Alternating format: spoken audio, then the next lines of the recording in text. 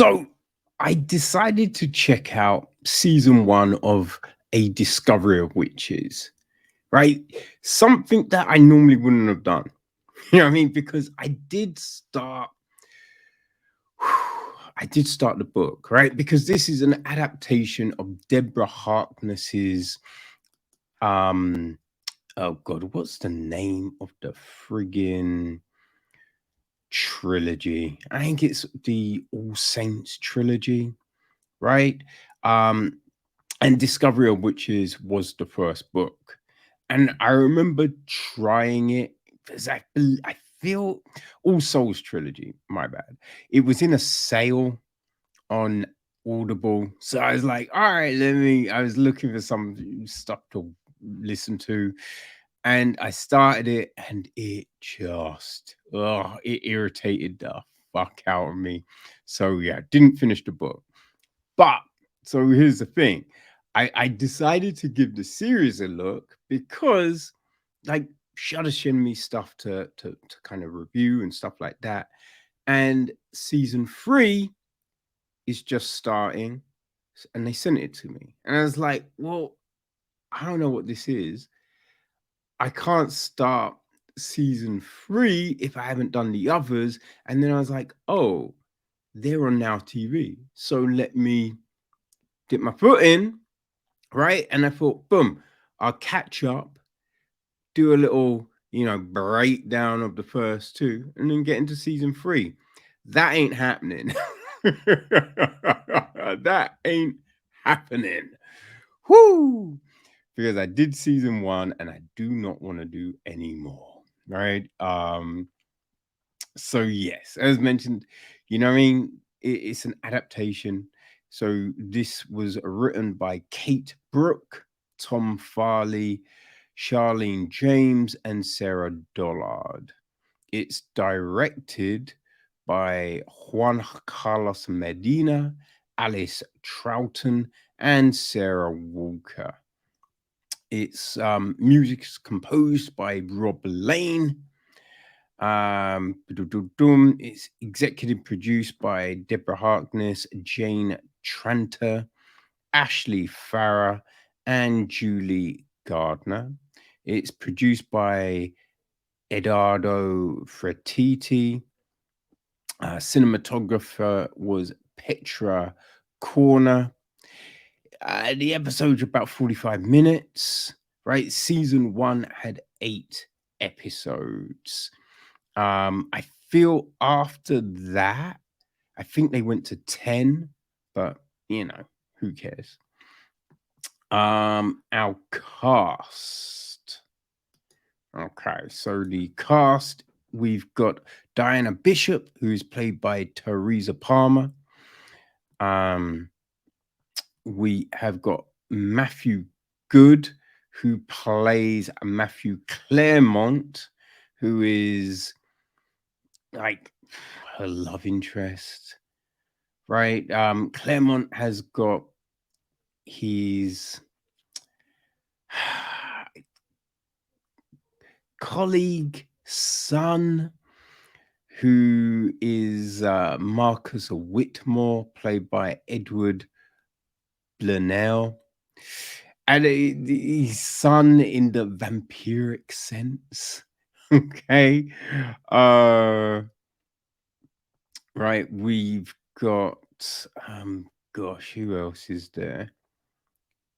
Another colleague of Matthews is Miriam Shepherd, played by Aisha Hart.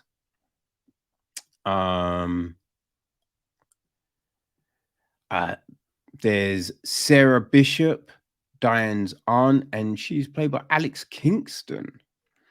Her partner, Emily Maffer, is played by Valerie Pettiford. Right. We then have Peter Knox. He's a high-ranking member of the congregation. He's played by Owen Teale.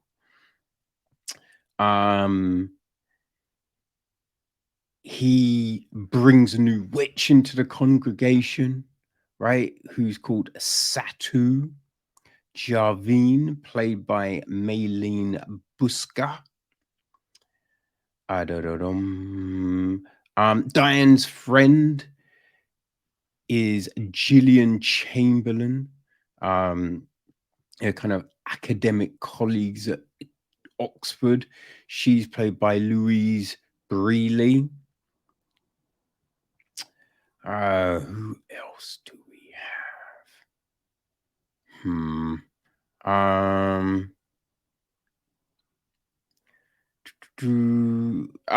Matthew's mother,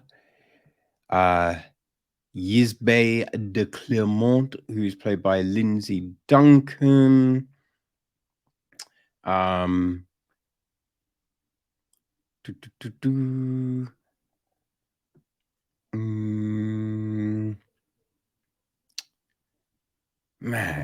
I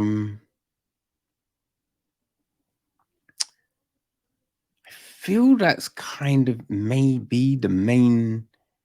I don't know. I think that's some of the main people. There's Hamish Osborne, who's a demon. He's played by Greg McHugh. Agatha Wilson, she's the head of the demons kind of thing. She's played by Tanya Moody. Nathaniel Wilson, Agatha's son, played by Daniel Ezra. His girlfriend, Sophie Wilson, played by Aisling Loftus.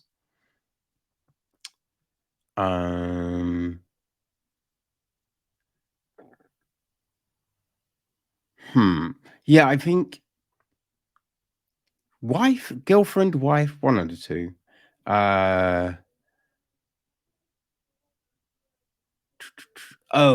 There's yes, Juliette Durand, who is played by Alicia Johnson. And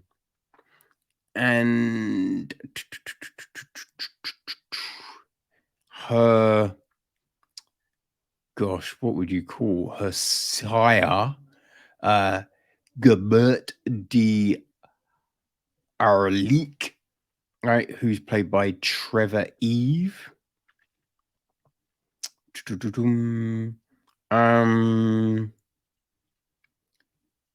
Yeah, I feel that's the Domenico Michel, a vampire played by Greg Chillin.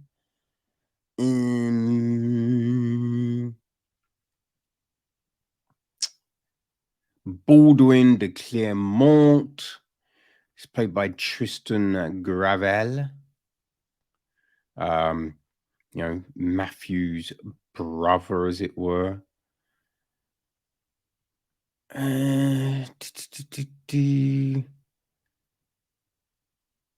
We get flashes of Diane's mum, Rebecca, played by Sophia Mills, and her dad, Stephen Proctor, played by David Newman.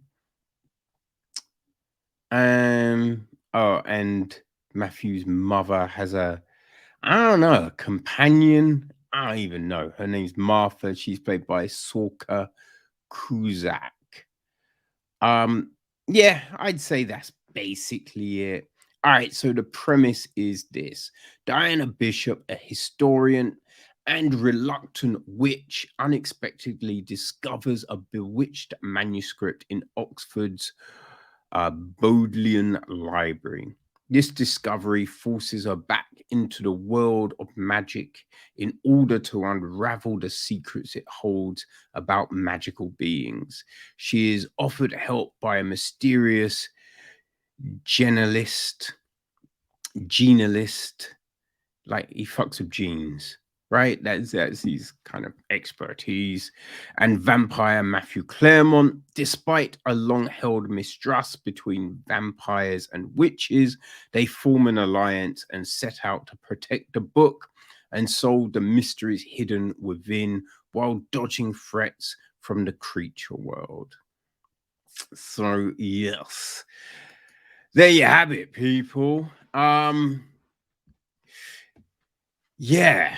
So we kind of open up with Diane giving a lecture, and of course everyone loves it, right? And she's, approached about a new job at Oxford, and it just does that thing where because that's what happens. People do lectures and things like that, but they want to set it up like she is, the best in her field, and just all this jazz. So it's that, like, and like, she's a witch, but she doesn't want to be a witch. But her expertise is alchemy, which is just a little on the nose. You know what I mean? Like, listen, if you want to like, set your character up and have them be like, oh, they don't want a part of this world, could have had them do anything else, but alchemy. You know, it is just whatever. And one day, she's doing her research, and she asks for a book, which kind of triggers all this stuff, right? Because no one else has been able to find this book, but all of a sudden she's the one that calls it up into existence, right? Which is just a little bit okay. And it sends as kind of a signal to everyone, all the creatures, the vampires, the demons, the witches, they all sense it. And we just have this kind of we have this scene where she calls her grand parents, her aunt Sarah, right? And it's one of those ones where they're like, oh, you need to be careful with magic, you should train in magic. And she's like, I don't want, if I'd wanted advice from you, rah, rah. And it's just like, what are we doing? You know what I mean? Because it's just like, listen, if you didn't want anything from them, you wouldn't call them. Like, you knew what they would say. So it was just this dumb scene trying to create this, like, I'm so reluctant, you know? But it's just a little dumb. Just a little dumb. Like, there's other scenes of, we see Marcus with a friend who gets run over, right? And the whole running over thing just seemed a bit like, wait, what? You know what I mean? Because it's just like, oh, he's crossing the road, but it's like, wait, you'd have heard the car. Like, what are you doing? You know what I mean? There was no reason. It was just a weird kind of scene, but they wanted to be like, oh no, there's trouble, right? Because he tries to turn him, but he can't turn him, and just all of this jazz, right? And we see that they're trying to work out, right? There's a problem. There's a problem in the creature world. And so Matthew and his people are trying to study genes and all of this jazz, right? But there's just all of this stuff going down. Like, Diane has one friend who, like, meant to be their kind of best friends, but the friend really does stitch Diana up. But you're like, why? There's not really a good reason given. Like, we've got scenes where, like, someone's telling her, oh, maybe she always knew about her powers and she's been using them to advance. You haven't advanced. But it was just a bit like, okay, you know what I mean? You're saying that now, but why did she, you know, go behind her back in the first place?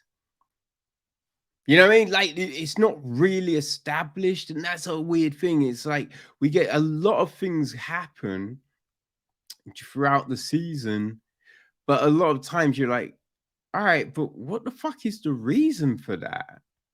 You know what I mean? They don't really give a lot of explanations, for things.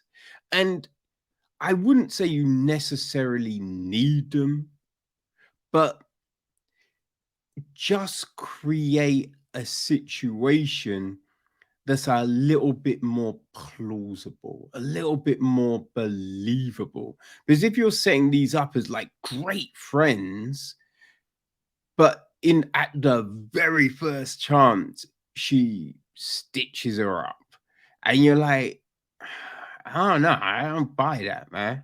I don't buy it. Right? If you just kind of had them as acquaintances or something, it's a bit more plausible. You feel me?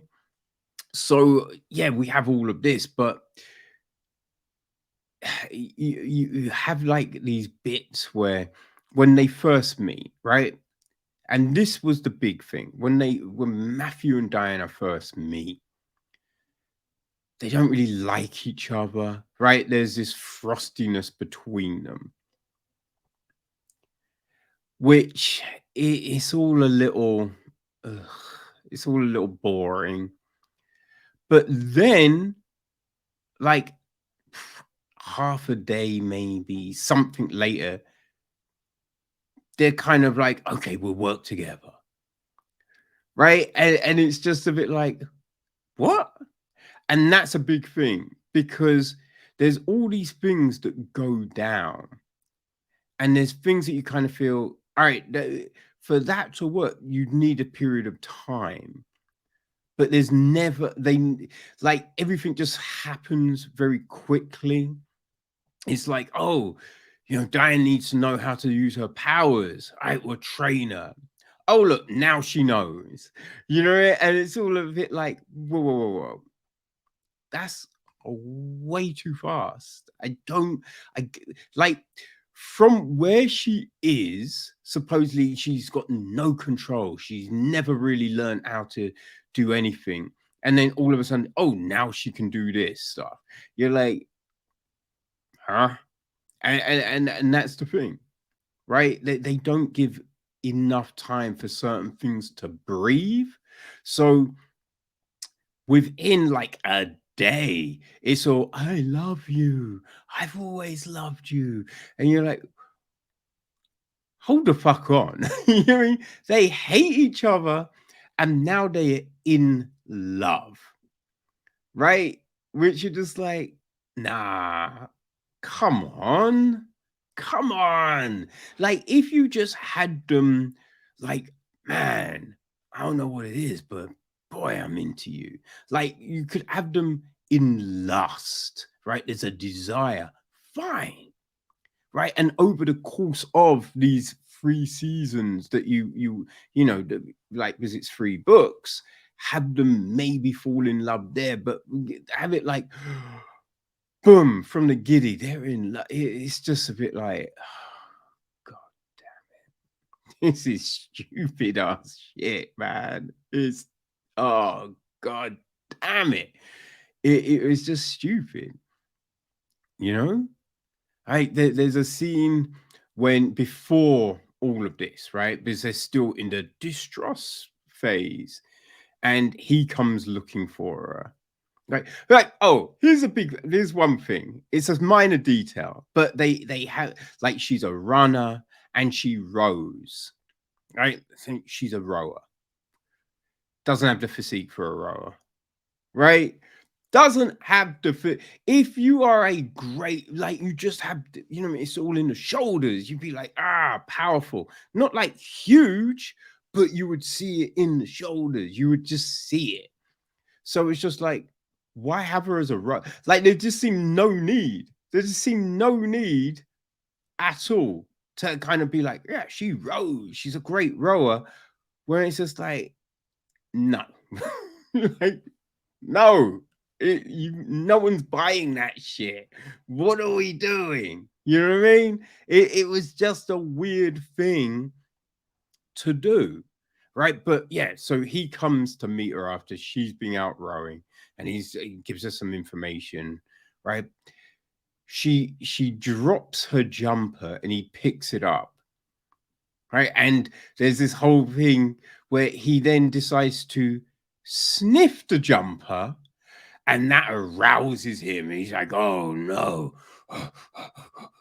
walk past me slowly, right? And it's just like, why is he smelling the fucking jump? Like, it was just a ridiculous moment. It was a ridiculous moment.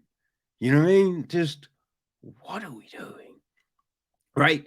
Now, listen, obviously, this is not for me, right? Because it's I feel it's classified as a like a romance kind of series. You know what I mean? Um Yeah, which, hey, it's fine. It's fine, right? It's fantasy, drama, romance. So I guess if you're a fan of like Outlander, is that the show? I feel it is, right? If you liked true romance, true blood, right? Yes, because they wanna. It's like it wants to be a little adult, but it's really not, right? It's just so tame, right? They keep on having scenes of her like in the bath or in the shower, but it's not. And don't get me wrong, right? I'm not like you want to see nakedness or anything like that, but the way they edit it and all of that, it's just like they're only showing the head, which then begs the reason, why even have those like, it doesn't do anything, right? It's not leading the story anywhere. So why? Right? And then you've got like they do scenes of them, you know, like having sex, but not really having sex. Right. So he throws her on the bed and she's still pretty much clothed, but then you've kind of got him moved down the body, and it's obviously meant to be showing he's eating her out, right? He's going down on her, but it's just like, why have we got this scene? Like, what's the point? Right? It wants to be racy, but they're not racy. It's not racy. It's just stupid, right? There's a lot of these different kind of moments in where I mean, it's kind of trying to get into this whole mythology, but everything seems a bit random. Like, it's throwing stuff out there, but it has no real consequence if you haven't read the books. I imagine, right? If you've read the books all the way through, not just the first few pages, right? If you read the books all the way through, I imagine everything makes sense, right? And you'll be like, oh yeah, the congregation. Oh my god, they're showing the congregation. Oh, you know what I mean? Oh, these powers. Ah, great. Bum bum bum. If you haven't, it just seems meaningless, right? So because of that, it means you have no attachment to any of these characters, right? So there's that character Juliet, who we find something has been engineered to be in love with Matthew and like his ultimate desire, something like that. But it's just like, how? We never know, right? And it's like she's living with Gabert, but and reluctant to leave. But why? Like, we don't know. We have no clue. And then when that changes, it was just through like one conversation. And you're like, if it was that easy, why the fuck didn't she disappear a long time? You know what I mean? You're just like, what? Huh? Right? This vampire, he's enthralled a witch, and this other witch, she's kind of jumping alliances all the time, but still siding with the bad dudes, even after like she finds this enthralled witch, right? Sees what he does, and he's just like, oh, you're mean, I can't believe you did this, but I'm still gonna help you. Like, and you're just like, what? Right? This other vampire that brought, Peter Knox, that brought her into this whole thing, he kind of tortures her at one point, and she's fighting again. Like, then she kind of backstabs him, but then goes back to work. You're just like, why would she do this when she's kind of been, that's wrong, that's horrible, you can't do this, bum, bum, bum. Makes no sense, right? So you're just watching it like, I don't know what the fuck is going on here. I have no clue. I have no clue. All right, every episode starts with this narration, right? Well, what is it? It's like, once the world was full of wonders, but it belongs to the humans now. We creatures have all but disappeared. Demons, vampires, witches, hiding in plain sight. Ill at ease even with each other. But as my father used to say, in every ending, there is a new beginning. It's just like, oh, god damn. And you gotta hear that shit every fucking episode. It's just like just some nonsensical, rambling, generic bullshit. Right? The whole demons, vampires, witches thing, like, they set it up like it's, segregation, racism. And I just always hate that lazy ass bullshit. Because, you know what I mean? So they're showing all these you know, racial relationships, these, mixed gender, same gender, even. Yeah, same gender relationships. Like, oh no, all this is great, but the real issue is, oh yes, vampires, demons, witches hate each other. Oh no. And you're just like, what are we doing? You know what I mean? Like, you know what I mean? You're kind of being like, no, there's no such thing as real racism. This is the real issue. And it's just some lazy shit.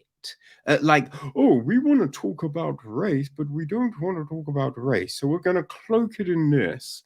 And it's just, it's just so badly done. So fucking badly done. And it just great. It's grating. It's really fucking grating. The other grating thing is, it's when you set up a character like, they're the most powerful person, and oh look, they've been, they don't know how to do magic, but they've done this thing that no one's seen in centuries, right? But then the naming of it all, which wind, which fire, like which breath, which snow, which rain. It's just like, come on, man, be a little bit more fucking inventive with your names, right? And then just having this one like the only person that's been able to do this thing, which flights, and just, it was just so frustrating. I just found it so frustrating, right? And yes, I didn't finish the book, but that was the reason, because you know what I mean. I didn't finish the book because like it was, it just felt so lazy, right? Just so lazy. And it's just like, oh, I'm reluctant to be a witch. And now I want to be a witch. And oh, this happened. And oh, I'm uncovering. Oh my gosh, I've uncovered this thing that no one, like, supposedly you've got all these other really powerful witches and demons and vampires. But for some reason, no one noticed that the facts around this murder from years back.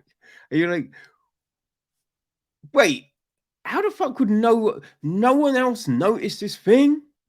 Like, no one else? Even though these other people, like, what are we doing? What are we doing? Yeah. But here's the thing, people. This show, not for me. It's not made for me. So although, yes, I've got these gripes with it, I did find I found some of the acting bad, right? I mean, if I say the acting bad, not necessarily bad, but it was just, there's certain scenes where certain emotions are meant to be there, but you just don't feel it.